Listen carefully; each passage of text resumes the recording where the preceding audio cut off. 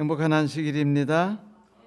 우리 다 같이 하나님의 말씀 로마서 12장 6절 하단부터 8절까지 있는 말씀을 함께 보시도록 하겠습니다.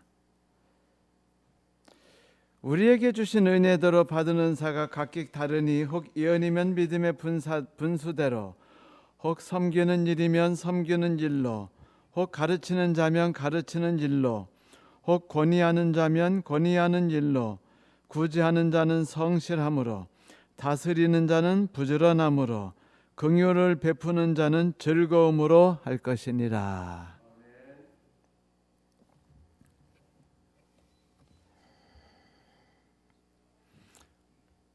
우리는 모두 십자가의 보혈을 통해서 새롭게 태어난 새로운 피조물들이죠. 그리스도 안에서 새로 태어난 영광을 가진 사람들은 우리 자신을 온전히 하나님께 드리고 하나님 앞에서 겸비한 삶을 살기를 시작합니다. 그것이 로마서 1장 1절부터 2절에 나오는 말씀이죠. 세상에 순응하지 말고 적응되지 말고 하나님의 은혜로 하나님 안에서 변화되는 삶을 살아가도록 사도 바울이 권했습니다. 그런데 그 기본적인 것을 권한 사도 바울은 3절부터 우리에게 너 자신이 그리스도인으로서 어떤 존재인지를 살펴보기 시작하라라고 권하기 시작하죠.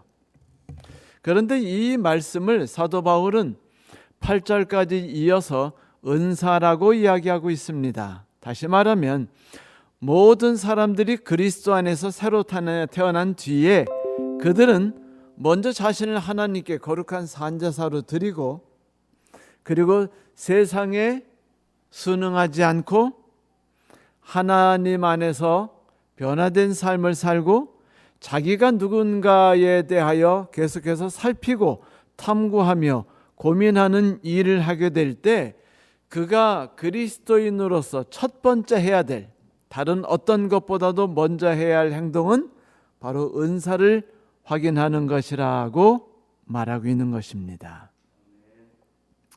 가만히 신앙생활을 되돌이켜 보면 우리는 신앙생활을 처음 시작했을 때 나 자신을 하나님께 온전한 산제사로 드리는 문제와 그 다음에 나의 은사가 무엇인지, 또 내가 가진 은사가 그리스도와 나 사이에서, 그리고 나와 그리스도의 서로 다른 지체와의 관계 속에서 어떤 의미를 갖는가를 가장 중요하다고 인식하고 그것을 알기 위해, 그것을 키우기 위해 나의 신앙의 첫 해를 바치지 않았지 않습니까? 우린 그렇게 배워오지 않았고, 하지만 사도 바울은 우리에게 말하기를 우리가 그리스도인이 되었다면 제일 먼저 할 일은 바로 그것이다 라고 말하고 있어요. 무엇이라고요? 은사를 파악하는 것이다. 이것으로서 우리는 실질적인 시작점을 갖게 되는 겁니다. 신앙의 시작점. 은사라고 말한다면 하나님이 우리에게 주신, 성령을 통해서 우리에게 주신, 그리스도를 통해서 우리가 받은 특별한 선물이죠. 지난주에 우리는 은사에 대한 이야기를 1차적으로 나눴습니다.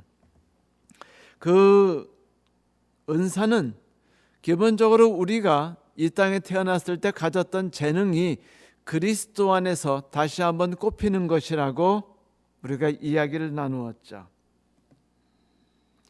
이 은사의 기능은 재능과는 좀 달라요. 이 은사의 기능은 그리스도의 몸과 관련되어 있는 특별한 것입니다. 먼저 은사에 대해서 사도 바울은 우리에게 이렇게 말하고 있어요. 너는 은사를 통해서 그리스도와 한 몸이 되는 것을 경험한다.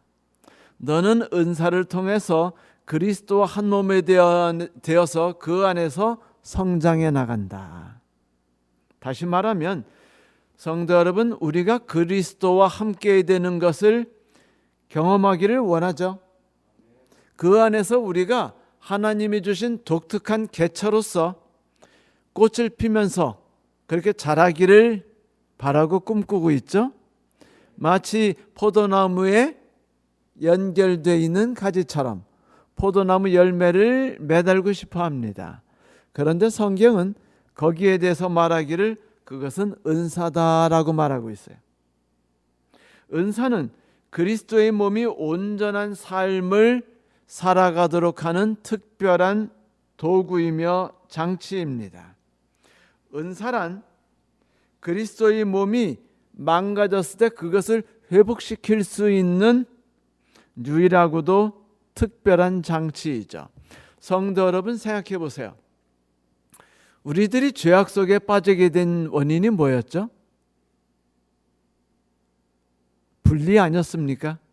하나님과 신뢰관계를 끊었을 때, 하나님보다 나 자신을 더 높였을 때 죄악이 이 세상에 들어왔어요.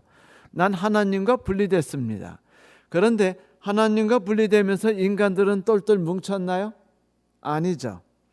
우리가 인생을 살지만 60 이상 살면은 한 가지 진리를 깨달아요. 그것은 뭐냐면 이 세상에는 믿을 놈이 하나도 없고 아무도 내가 의지하거나 가까이 해서는 안 된다라는 진리를 알게 되죠. 그것이 슬퍼요. 하지만 그것은 진리입니다. 왜냐고요?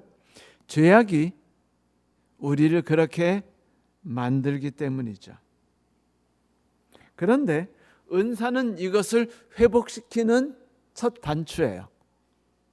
우리가 은사를 이해하고 은사를 받아들이게 될 때 우리는 비로소 겸손하게 됩니다. 나 자신에 대해서. 하나님께서 나에게 명하신 나만의 독특한 의치에 대해서 인식하고 깨닫게 돼요. 그것이 겸손의 첫걸음이죠. 그것이 하나님을 인정하는 첫걸음이에요. 하나님과 올바른 관계를 가질 수 있는 첫걸음입니다. 그리고 이웃들과의 올바른 관계를 가질 수 있는 첫걸음이에요. 그래서 은사에 대해서 사도 바울이 말할 때 우리에게 기억하라고 말하죠. 은사를 통해서 우리는 그리스도와 한 몸이 되며 다른 지체들과 연결되어서 살아간다. 얼마나 희망적인 얘기예요. 얼마나 우리에게 희망을 주는 이야기입니까? 우리가 누군가와 연결할 수 있다. 누군가와 연합할 수 있다. 누군가와 함께 도움을 주고 받는 존재가 될 수 있다. 이것은 우리가 평생 살아오면서 경험하지 못하는 것들이에요. 부부간에도 그런 경험들을 우리가 하긴 하지만 그것이 우리 부부간의 사이에 쉬지 않고 흘러가는 그런 물줄기처럼 그렇게 우리의 삶에 와닿지 않습니다. 목회자와 성도들 관계도 그러하며 성도들과 성도들의 관계도 역시 그러하지요. 이것이 몸을 망가뜨려요. 이기심과 분리, 무관심, 비판들이 그리스도의 몸을 망가뜨리죠. 반면에 은사는 성도들을 하나로 연합시켜 줍니다. 교회를 활력이 있게 만들어줘요. 그래서 우리가 은사에 대해서 공부할 때 우리가 첫 번째 가는 생각은 뭐가 되냐면 우리의 사명은 그리스도의 몸의 영광이다 라는 것을 갖게 되죠. 이 생각이 우리의 정신에 각인이 돼야 돼요. 결코 성도 여러분, 결코 선교가 우리의 생각의 첫 번째 정신이 되지 않게 하세요. 전도가 우리의 첫 번째 정신이 되지 않게 하십시오. 그것들은 매우 중요한 가치입니다. 하지만 그것보다 더 우선해야 되는 가치가 무엇이죠? 은사에 대한 이해입니다.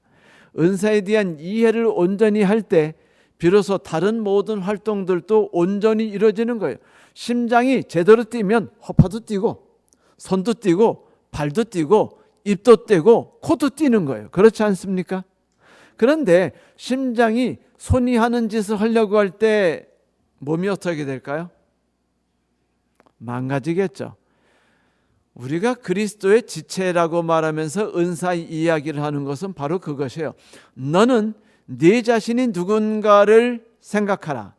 네 자신에 대해서 자부심을 가져라. 하나님이 너를 특별히 세우셨다. 나를 세우신 하나님에 대해서 자부심을 갖는 것이 진정한 겸손입니다. 그것이 다른 사람들과 나와의 관계를 가장 완벽하고 조화롭게 갖출 수 있는 유일한 길이죠. 그래서 하나님이 주신 은사가 나로 하여금 그리스도의 몸 안에서 그리스도와 연결되기 시작하면 우리는 설설 변하게 돼요. 다시 말하면 같은 지체였던 암흑의 교인이 쟤네들이 아니라 우리들이 되는 거야. 저 집사는 말이야 좀 이상해. 왜 그렇게 행동하는지 모르겠어. 얄미워 죽겠어. 함께하고 싶지 않아. 저 집사 때문에 교회 다니고 싶지 않아. 이런 생각들이 우리 안에 가득하다면 그것은 그 사람의 문제가 아니라 내 문제예요. 내가 은사에 대한 온전한 이해를 하지 못하고 은사를 내 안에서 온전히 돌리지 못하기 때문에 이런 일이 일어나는 겁니다. 가족도 서로 간에 쟤네들이 아니라 우리가 되도록 만드는 것은 유일하게 은사가 하는 일이에요. 성도 여러분, 우리가 은사를 받는 순간 우리는 그리스도의 몸의 지체가 됩니다. 그래서 우리는 그리스도와 연결이 되고, 두 번째 우리는 이웃들과 연결이 되죠. 우리가 그리스도인이 된 순간부터 우리는 그리스도의 몸을 구성하는 존재가 됩니다. 특별한 영광이죠. 우리가 받는 은사가 내가 받은 그 지체의 부분을 가장 활력 있게 움직이게 하는 것이에요. 우리의 첫 번째 사명이요, 그리스도의 몸의 영광입니다. 선교가 아니에요. 뭐라고요? 그리스도의 몸의 영광인 것입니다. 건강해야 돼요. 죽지 말아야 됩니다. 성도 여러분, 병균이 몸에 없도록 하는 것은 바람직한 일일까요? 안 바람직한 일일까요? 네? 바람직하지 않죠. 병균은 몸에 존재하고 살게 돼 있어요.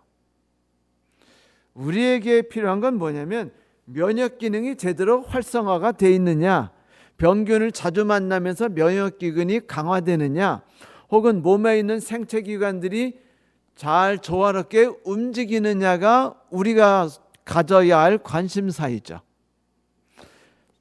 이번 코로나가 임했다 할지라도 사람에 따라서 어떤 분은 그것으로 인해서 사망에 이르기도 하고 큰 고통을 겪기도 하지만, 어떤 분들은 별 고통이 없이, 아니 아무런 이상 증상이 없이 지나가는 분들도 계시죠.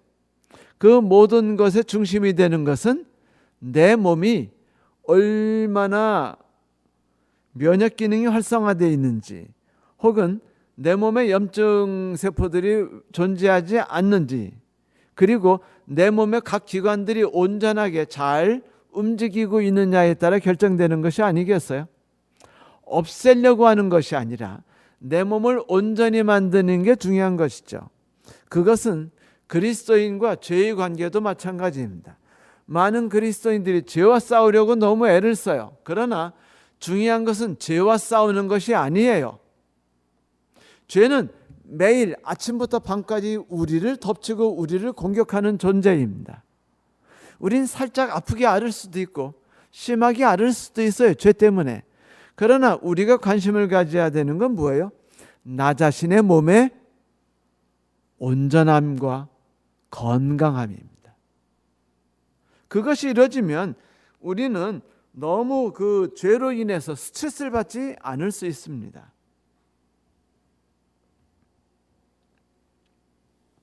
그런데 이제 사도 바울은 우리가 그 몸의 지체의 한 부분이라고 말하며 우리는 각 지체들, 다른 지체들과 연결해서 움직이는 존재들이다라고 말했어요. 그때 이미 사도 바울은 심장의 기능과 허파의 기능을 잘 이해했나 봐요. 그렇죠? 입의 기능과 손의 기능의 서로 차이를 잘 알았지만 그 모두가 머리를 중심으로 하나가 되었다는 걸 알았어요. 그런데 그는 머리 대신 하나님과 한 몸일 뿐 아니라 서로가 함께 연결된 지체라고 말합니다. 이것은 무엇을 뜻할까요? 두 가지를 우리에게 알려줍니다. 첫 번째는 우리가 남을 부러워할 필요가 없다는 거예요. 다시 말하면 심장이 하는 일이 마음에 든다고 나까지 심장이 되면은 우리 몸에 심장이 몇 개가 되나요? 2개. 그러면은 그냥 속된 말로 비읍시으시고 좋지 않은 말로 말하면 비정상 인간이죠. 그렇지 않습니까? 그거는 하나님이 주신 나 자신을 가볍게 여기는 거고, 그것은 하나님이 나에게 주신 능력과 하나님이 인정하신 나의 가치를요 천하게 보는 거예요. 그거는 하나님을 욕돌리는 겁니다. 하나님을 욕되게 하는 것이에요. 손이 4개라면 어떨지 상상해 보세요. 왜 손이 되려고 합니까? 내가 심장인데. 왜 허파가 되려고 하나요? 왜 코가 되려고 합니까? 그럴 필요가 없어요. 각기 모든 지체들은 각기 자기의 독특한 은사를 갖고 있기 때문에 살아가는 방법도 다르고 세상에 대한 인식도 달라요. 예를 들면 복음을 전하는 방법도 내가 다르고 네가 다릅니다. 신앙을 키우는 방법도 내가 다르고 네가 달라요.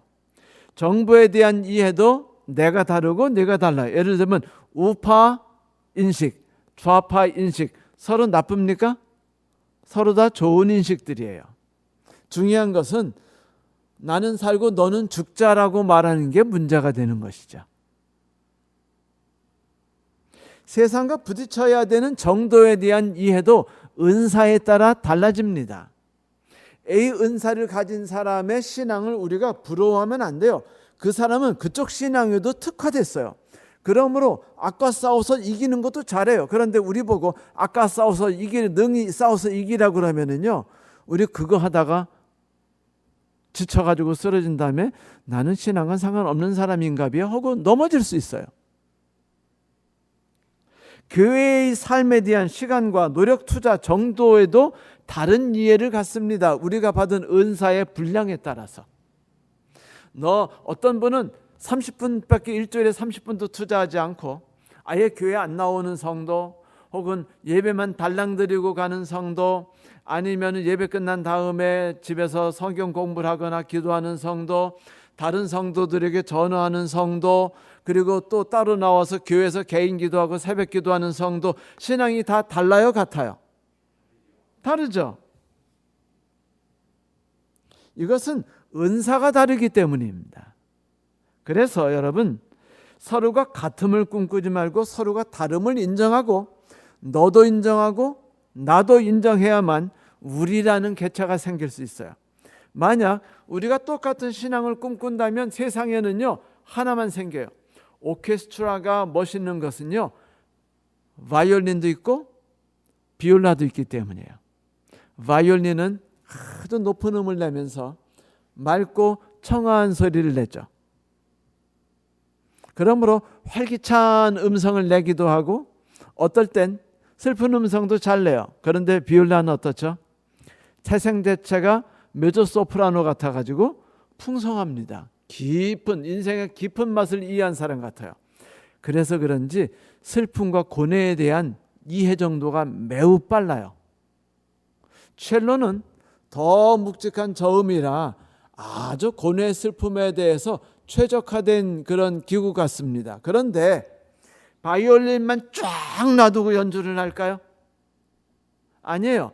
바이올린, 비올라, 첼로, 그리고 오보에, 클라리넷, 플룻 다 다른 악기들을 서로 놓는 이유는요, 그리고 그 악기를 모두 같이 놓고 연주하는 이유는요, 그 모두가 서로 함께 일할 때 조화 있고 아름답기 때문입니다. 지휘자는 바이올린만 쫘라라 놓으면 지휘자가 필요 없어요. 안 그렇습니까? 그리고 아무도 그런 거 가지고 KBS 와서 녹화도 안 할 겁니다. 의미도 없어요. 아무리 바이올린이 뛰어나다 할지라도 그가 특별한 연주를 하려면 최소한 피아노가 필요해요. 그래야 바이올린 소나타라도 만들 수 있거든요. 성도 여러분, 이것이 뭐냐면 나는 나고 너는 너다. 우리는 서로 다르니 나 자신에 대해서 주신 하나님께 감사하고 너를 주신 하나님께 감사하니 나는 나를 인정하고 너를 인정하자. 대신 우리가 서로 어떻게 하자? 서로 함께 돕고 서로 이해하고 서로의 가치를 이해함으로 서로가 협력할 수 있는 좋은 관계를 만들자라고 하는 것이죠. 이것을 바로 은사가 가르쳐 주는 것입니다.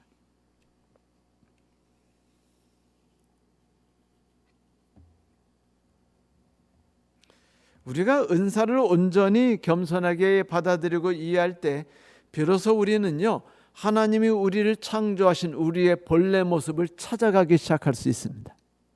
만약 우리가 은사에 대해서 제대로 이해하기 시작하면 우리를 구속해 주신 하나님이 꿈꾸셨던 우리의 모습을 우리가 찾아갈 수 있어요.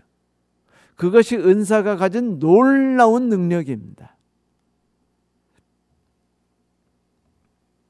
그래요. 우리는 은사를 통해서 다른 지체와 연결된다는 것을 배우고 그것을 마음에 새겨두죠.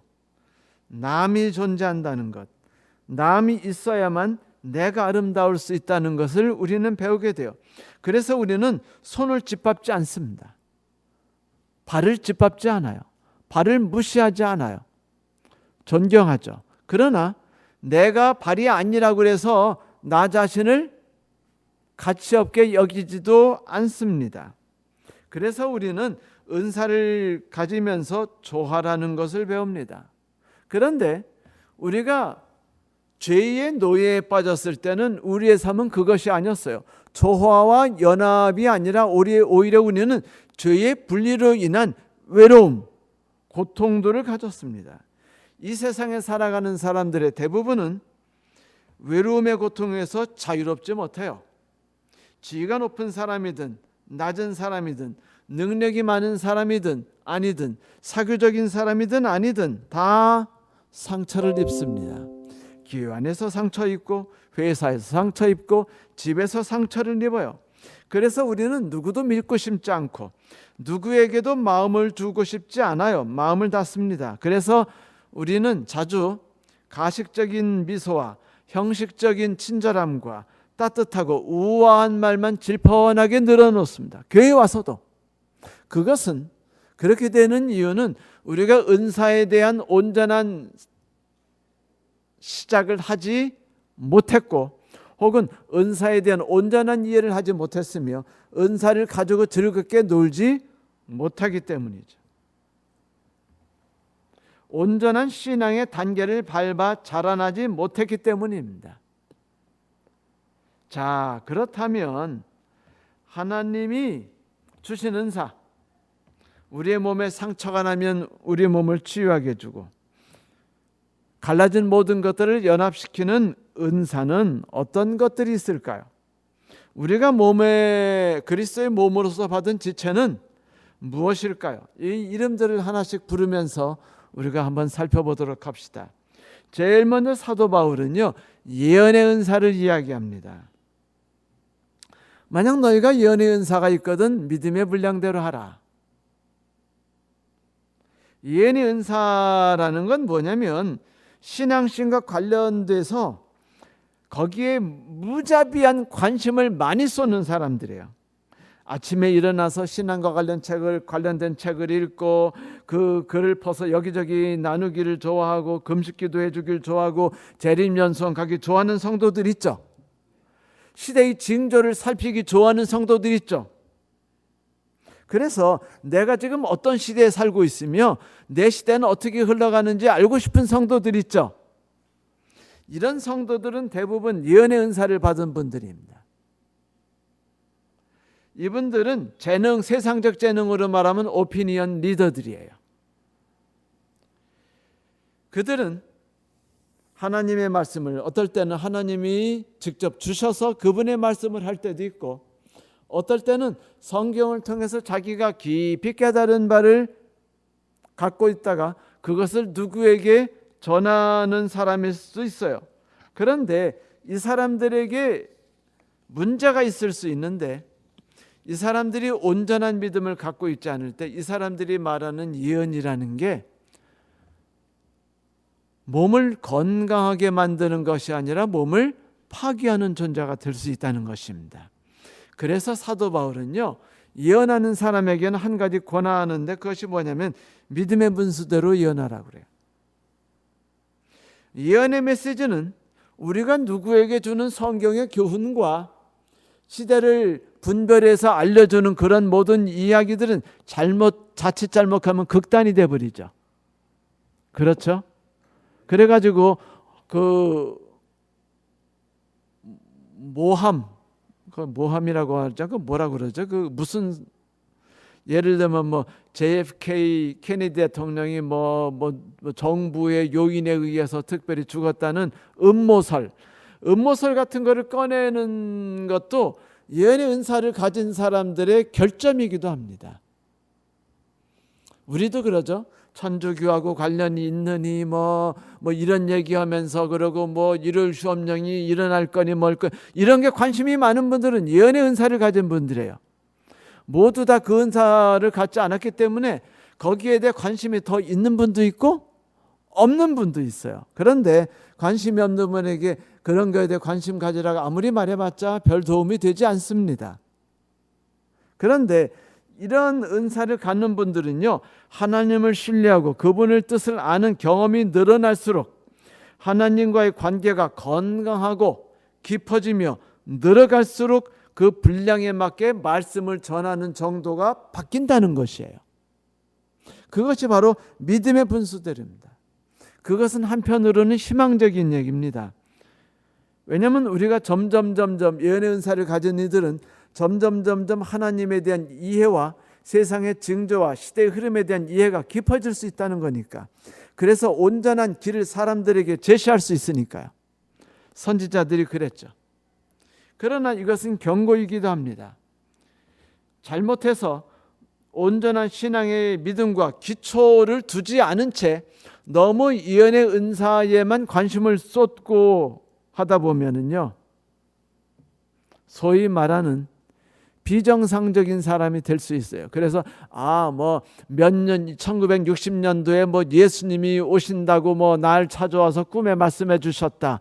뭐 이런 얘기하는 분들.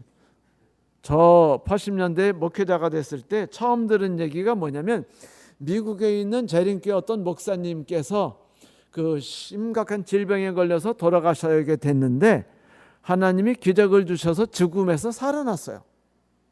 병이 몽땅 다 났습니다. 그런데 그때 전사가 하신 말씀이 내가 언제 오리라.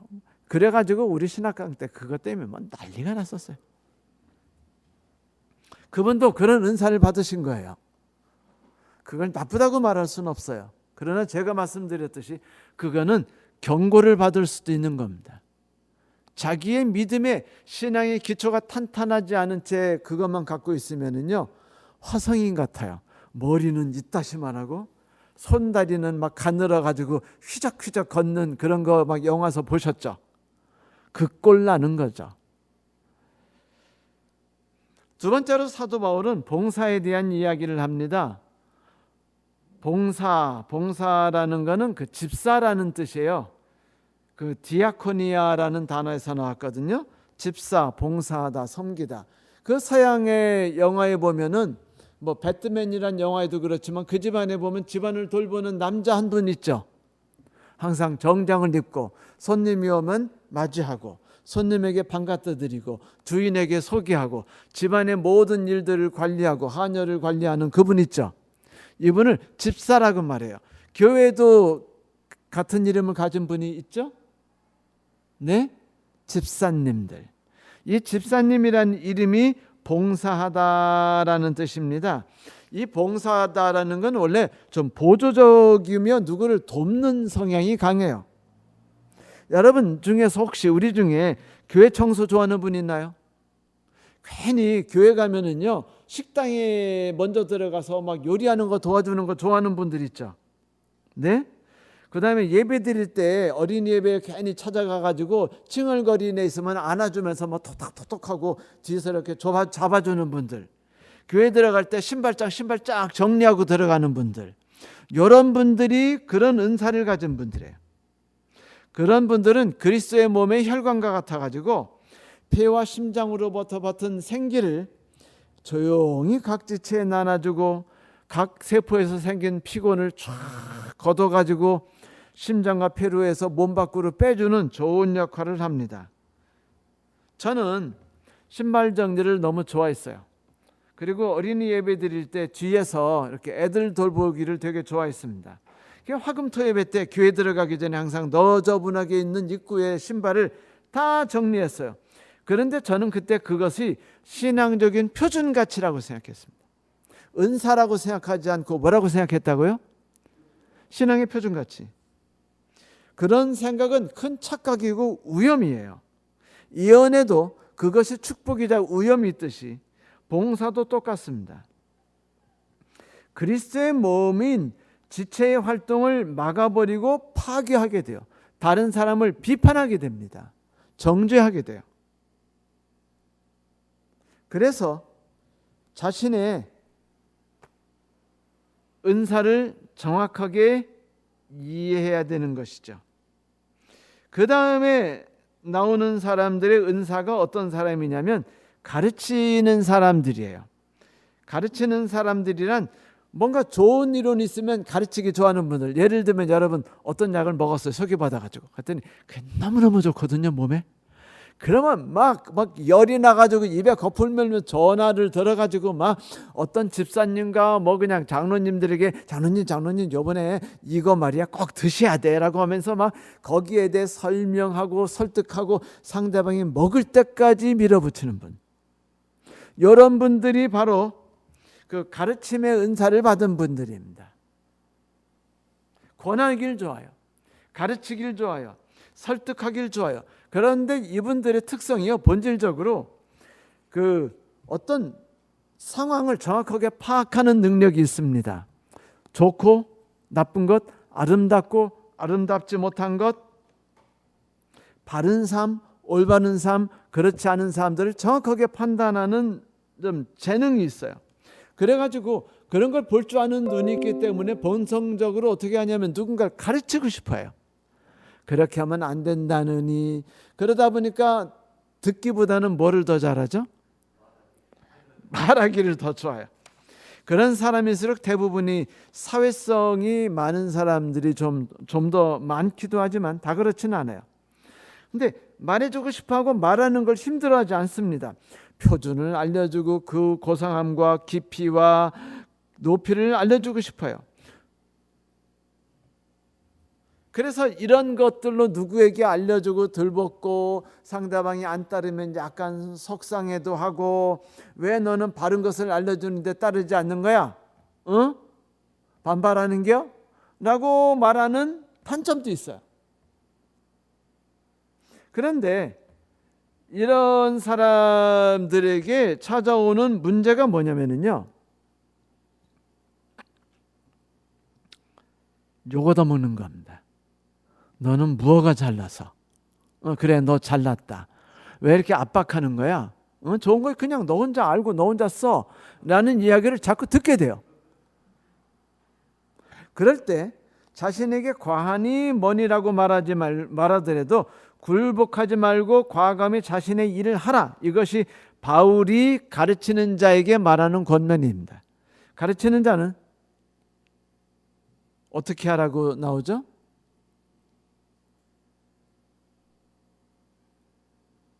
성경 안 펴셨어요? 가르치는 자는 무슨 일로? 가르치는 일로.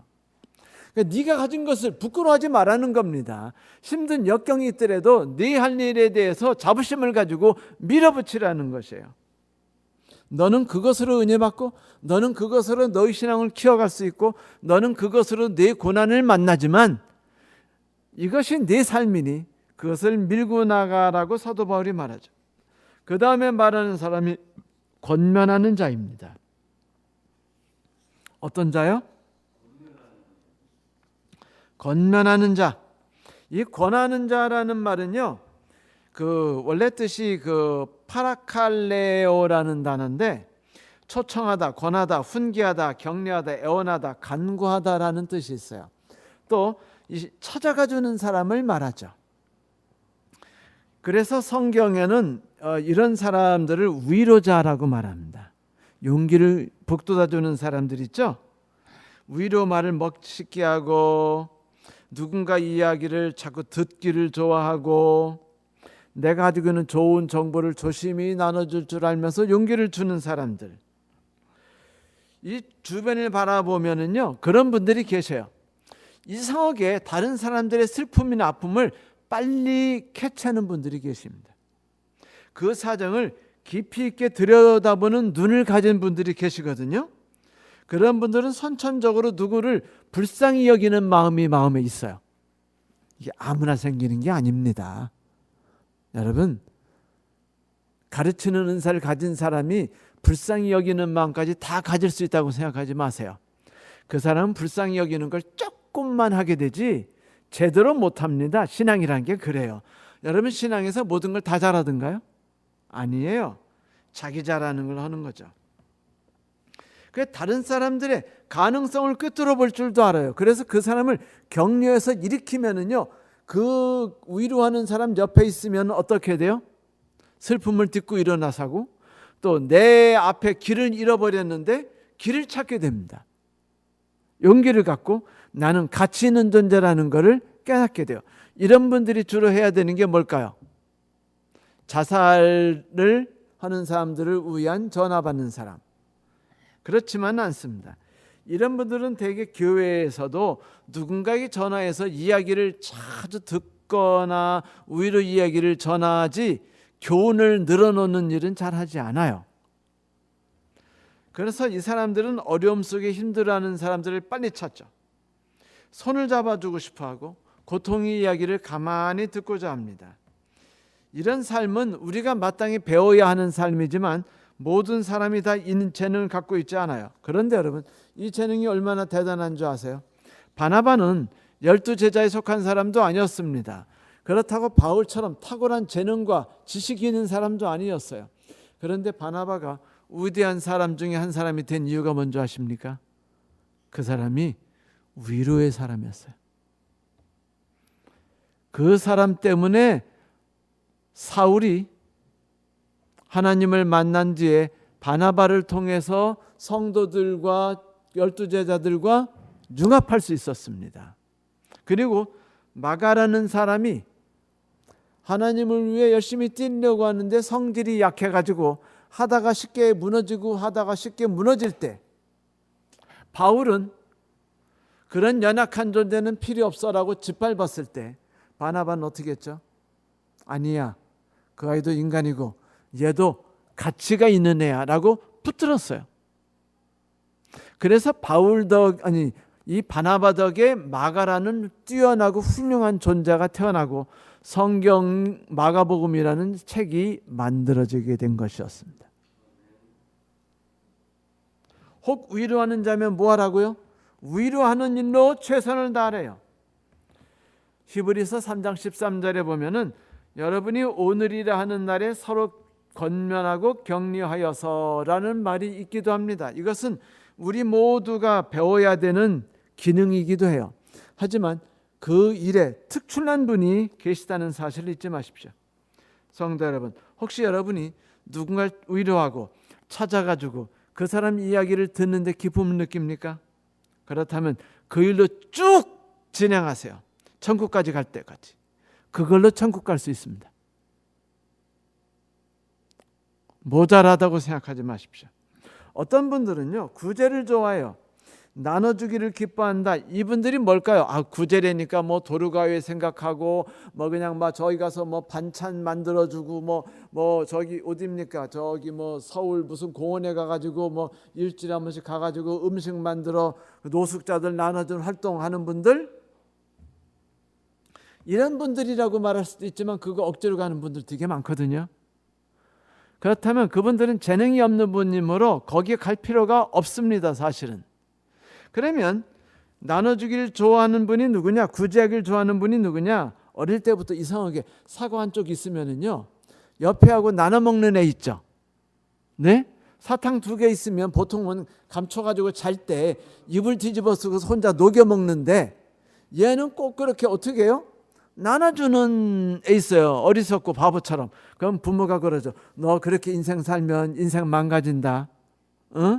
그렇게 사는 거 아니야. 내 거는 네가 지킬 줄 알아야지 라고 말하지만 아무리 그런 말을 들어도 고치질 못해요. 시간 있으면 나눠주고 사과가 있으면 나눠주고 마스크 옆에 있는 사람이 마스크 끈 떨어져서 어쩔 줄 몰라 하면 그냥 내 주머니에서 요번에 산 마스크 하나 쓱 꺼내서 주고. 이런 분들 있어요 없어요? 있죠. 이런 일들이 일반인들이 쉽게 할 수 없는 일입니다. 그런데 이런 일들을요 일반인들이 하다 보면요 의무감독하게 하다가 병 걸려요. 상처납니다. 신앙심도 떨어져요. 웃기게도. 그러니까 아무나 나눠주는 일을 다 하는 거 아니에요. 성도 여러분 다 나눠줍시다라고 아무리 설교해 보세요. 대부분 안 합니다. 왜? 하지 못할 일을 권하는 거기 때문이죠. 은사가 있어요. 그걸 받은 은사.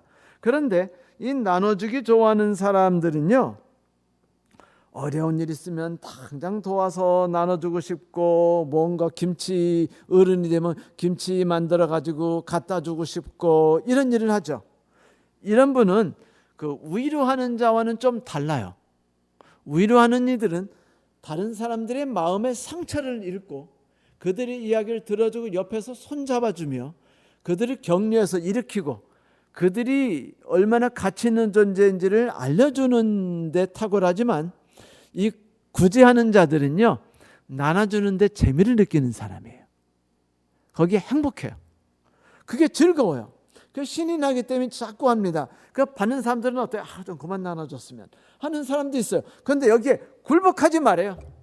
나눠주는 사람은 뭐라고 말합니까? 진실함으로 하라. 이게 뭐냐면 단순해야 된다는 거예요. 정직하고 순진해야 된다는 겁니다. 복잡한 생각을 하면 안 돼요. 나눠주는 사람들은. 왜냐하면 다른 사람들이 그걸 이용하는 것도 알게 되거든요. 상처 입어요.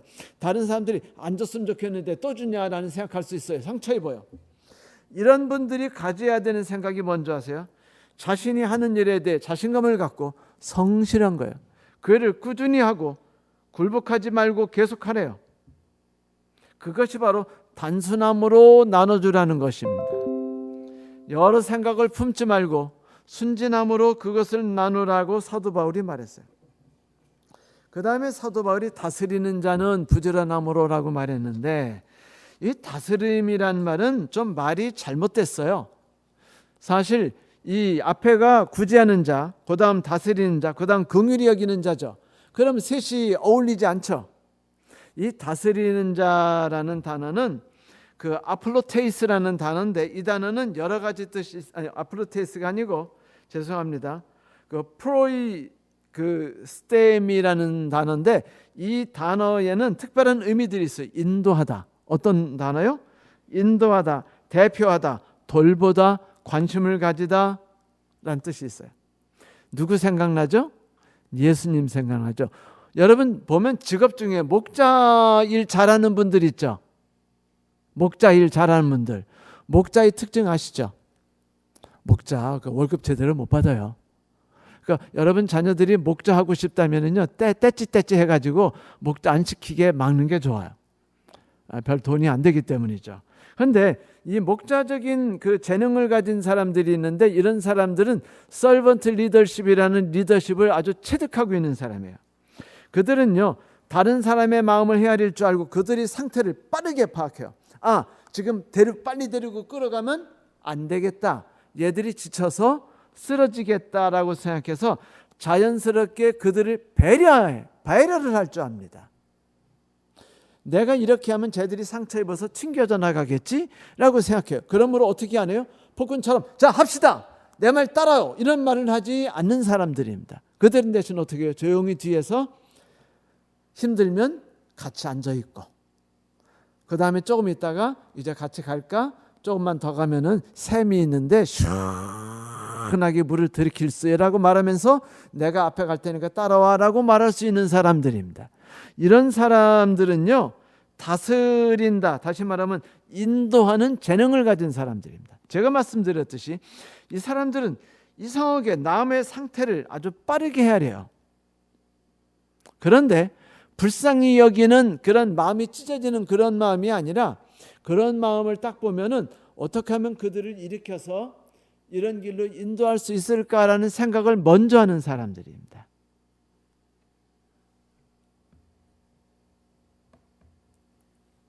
이런 사람들은요, 부지런히 자기 일을 묵묵하게 하래요. 사도 바울이 마치 예수님처럼. 그 다음에 긍휼히 여기는 자에 대해서 이야기하고 있죠. 긍휼히 여긴다는 말은 누군가를 불쌍히 여기고 자비를 베푸는 행위입니다. 어릴 때 강아지 아프면 엉엉 우는 애기 있죠. 얘는 긍휼히 여기는 마음을 갖고 있는 애예요. 강아지가 아파도요, 마음이 덜 아픈 사람이 있고 더 아픈 애가 있어요. 그게 차이가 있습니다. 그러면 마음이 더 아프라고 여러분 그렇게 권하면 안 돼요. 왜냐하면 그거는 개인이 가진 은사이기 때문입니다. 내가 내 은사만 갖고 있으면 되지, 왜 다른 은사는 조금만 맛배기로 알면 되는데 왜 다른 은사를 갖고 있는 거를 표준, 신앙의 표준으로 두고서 그 은사까지 하라고 말합니까? 그건 안 되죠. 그들은 어려운 일을 당한 일을 살피는 관심이 특출나요. 그런 일을 보면 마음이 아파지고 뭔가 막 찾아가서 도와주고 싶은 마음이 생겨요. 그런데 이런 일을 하는 사람들은요, 손해봤다는 느낌이 많이 들 수 있어요. 그래서 사도 바울은 이런 일을 하는 사람 보고는 기쁨으로 그 일을 하라라고 말합니다. 자, 왜 이 기쁨으로 이 일을 하라고 말했는가? 긍휼을 베푼다는 말은 예수 그리스도와 하나님이 가지신 기본 정신이죠. 긍휼히 여기는 사람이 있는 세상에는요, 죄의 결과로 만들어진 분리가 사라지고 외로움을 가진 사람들이 외로움에서 벗어날 수 있습니다. 누군가 나의 상태를 보고 마음 아파하는 사람이거든요. 불쌍히 여겨요. 그래서 나에게 자비를 베푸는 사람들입니다. 사람들이 분리되어 있으면, 아버지 아들이 분리되어 있고 아내와 남편이 분리되어 있고 성도와 성도가 분리되어 있을 때 사람들은 상처를 입어요. 고통을 받습니다. 신앙을 잃어버리기도 하죠. 그래서 대부분 사회인들은 이 고통을 감수하기 위해서 술을 마시고 사람들을 불러서 함께 뛰어놀고 밤 12시가 넘어서 2시까지, 그리고 성적인 즐거움에 빠져버리기도 해요. 그러나 이런 행동을 통해서 자기를 상처로부터 보호하려 하지만 결코 상처를 치유하지 못하는 걸 알죠. 흥미롭게 미국에 있는 대형 병원들에서 조사해 봤더니 응급 환자의 80%는요 외로움으로 인해서 야기돼서 온 사람들이랍니다. 이것이 미국에 있는 몇 개의 병원에서 수많은 환자들을 응급 환자들을 조사하고 통계를 내서 낸 결과입니다. 이런 사람들은 죄의 결과를 심각하게 느끼고 있는 사람들이죠.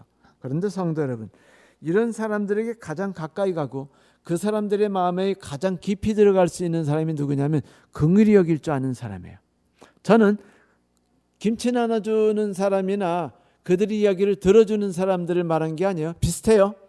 위로하는 사람, 그 다음에 구제하는 사람, 긍휼히 여기는 사람. 하지만 다 성향이 다릅니다. 아픈 개를 보고, 아픈 강아지, 다친 강아지를 보고 불쌍히 여기고 아까워증기 발라주는 성격.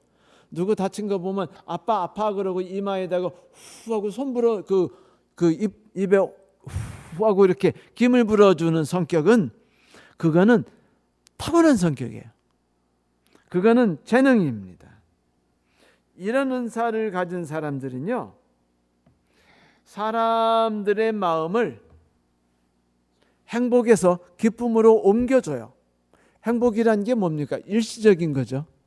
조건에 의해서 만들어지거나 조건에 의해서 없어지는 게 행복이죠.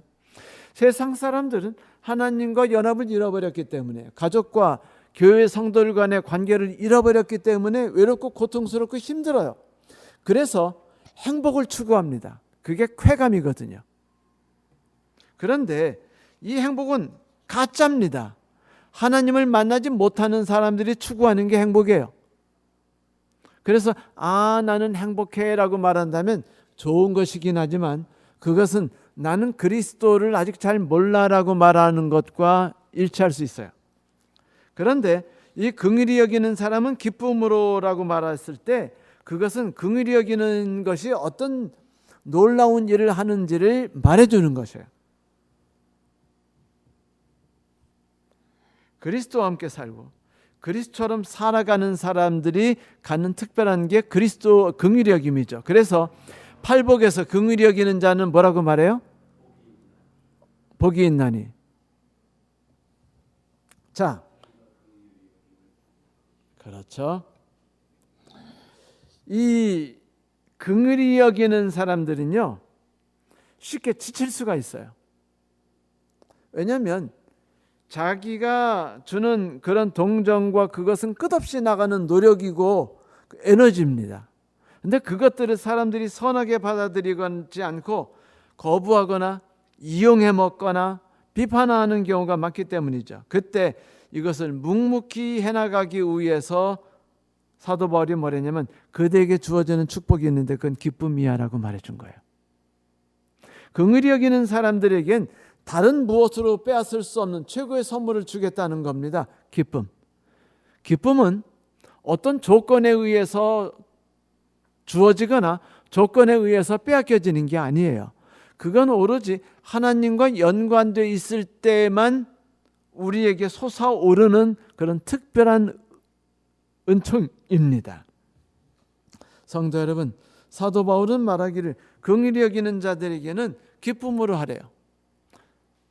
너희들이 그 삶을 통해 지치지 않을 수 있는 것은 하나님이 너희를 통해서 세상 사람에게 기쁨을 주고 행복을 빼앗아 주고 행복 대신 기쁨을 줄 뿐 아니라 너의 삶에도 충만한 기쁨을 주리라고 말씀하신 것이죠.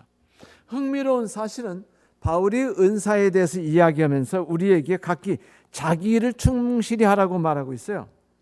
다른 걸 들여다보지 말아요. 남을 섬기는 은사를 받았으면 섬기는 일에 힘써요. 가르치는 은사를 받았으면 가르치는 일에 힘써요. 권면하는 은사를 받았으면 권면하는 일에 힘써요. 나눠주는 은사를 받았으면 다른 사람과 나눠주는 일에 힘쓰라고 사도 바울이 말했습니다. 뭘 이야기하죠? 자기 일에 힘쓰라는 겁니다. 뭐에 힘쓰라고요? 남이 거 보고 부러워하지 말고 남이 거 보고 속상해하지 말고 내 것만 가지고 굳세게 여라 금수나 오직 내 것만 가지고 자부심 있게 살아나가라는 거예요. 다른 것에 눈길을 돌리지 말라. 내게 주신 은혜가 풍족하다. 이 이야기를 지금 은사를 통해서 사도 바울이 이야기해 주는 겁니다. 만약 우리가 하나님이 우리에게 주신 은사를 가지고서 만족히 여기지 않고 다른 사람이 준 은사를 좋게 여기거나 우리도 그처럼 신앙생활을 합시다라고 말하면 그거는 우리에게 은사를 주신 하나님을 경홀히 여기는 겁니다. 그건 커다란 죄가 될 수 있어요. 그러므로 성도 여러분, 우리는 은사를 알기 위해 끝없이 노력해야 됩니다. 은사를 안다는 건 자기 일만 한다는 것은 뭘 뜻하죠? 상대방의 도움을 기꺼이 받아들이거나 상대방들의 도움과 연관하는 일에 있어서 편한 자세를 가져야 된다는 걸 말하는 것이죠. 너는 그리스도의 몸이면서 다른 지체들과 연결되어 있는 지체이니. 그것이 사도 바울입니다. 여러분, 내가 가진 신앙이요 다른 사람들보다 탁월하다고 믿지 마십시오. 내가 가진 은사 부분에서 신앙이 탁월할 뿐입니다. 다른 분들은 그가 가지고 있는 은사 부분에서 신앙이 탁월하셔요. 다른 분의 신앙을 부러워하지 마세요. 여러분의 신앙에 대해 자부심을 갖고 하나님이 여러분에게 주신 독특한 것을 꽃 피우세요. 열매를 맺게 하십시오. 그거로 기뻐하십시오. 그것이 바로 사도 바울이 오늘 한 얘기입니다. 뭐라고요? 가르치는 자는 가르치는 일로, 권면하는 자는 권면하는 자로, 나눠주는 일은 나는 나눠주는 일로 하라. 다른 일 하지 말라는 겁니다. 내게 주신 내 일만 하라는 거예요. 그러면 이재혁 집사님은 뭐만 계속 하시면 돼요? 카톡으로 그 여기저기 성경절과 말씀들을 나눠주시는 일을 계속하면 되죠. 그죠? 제 말씀도 나눠주고 계시나요? 안 하시는 것 같은데. 자, 성도 여러분, 자기 일에 자신을 가지십시오. 하나님이 내게 주신 것을 자부심을 갖고 그것을 키우며 다른 사람들의 은사를 같이 즐겨하고 그와 내가 하나가 되어서 서로 어우러질 때 우리가 아름다운 그리스도 몸을 갖는다는 것을 믿고 신뢰하시기 바랍니다. 하나님이 우리와 함께 하시길 바랍니다. 오늘 말씀을 마치겠습니다. 감사합니다.